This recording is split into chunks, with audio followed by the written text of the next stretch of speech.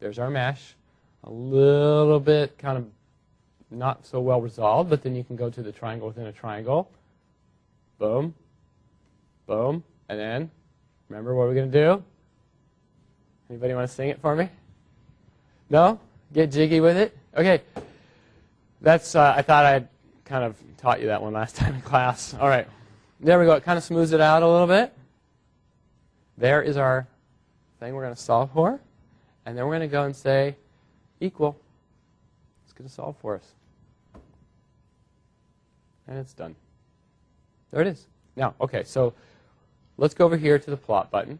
And what this is plotting, remember, is the stream function.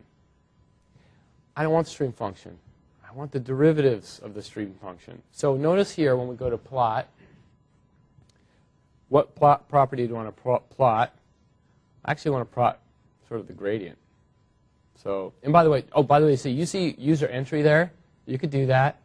I'm not exactly sure how to specify derivatives. I have to go look it up. But, okay, you can specify exactly what you want here, which is this negative sign issue that you got that with the, it's not quite the gradient right now. The gradient does do the derivatives, but there's a sign change on the phi of z. So you can think about this flow being upside down. But it's symmetric about the wing right now, so who cares?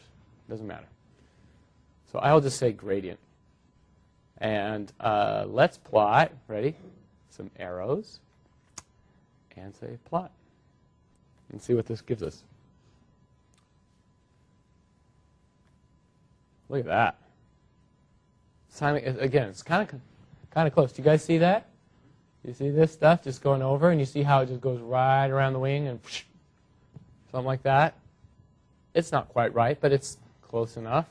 And there you go. That's your sort of steady state flow profile. Notice that you have some buildup of stream function here at the edges where you have the divergence of the field around the wing. Yeah? Were you able to define U0, the speed at the The arrows tell me so.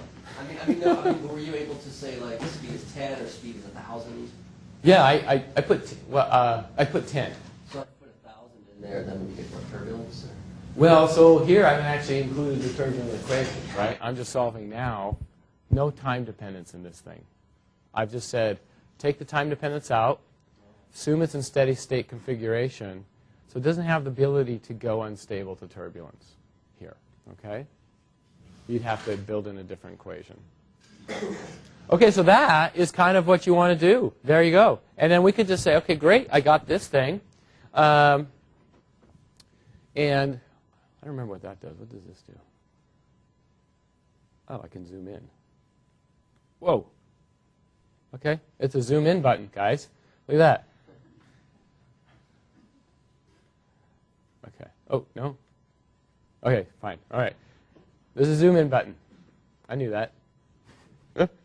All right, usually it's not that hard, but on a screen like this, when you're constrained by your projection, it can be helpful. Now let's go raise like the angle of attack. But you could, by the way, you can see these colored regions, right? So let me take off the arrows for a moment, and I'll just point this out. So let me take off the arrows because they kind of cloud it a little bit and say plot. And if you just see the flow field just by itself, you see that there? So what's going on at the tips there is that's kind of where, in some sense, the derivatives are highest, right? The gradient's highest because right at the tip here, you're forcing the fluid to come out.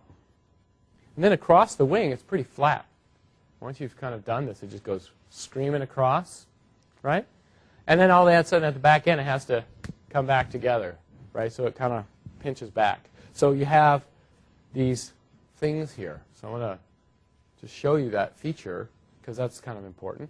Let's try to change the angle of attack a little bit here. Let me see if I can do it actually. We know where we need to look now. Remember how it played hide and seek with us last time? So let's go try to figure out if we can hide and seek this thing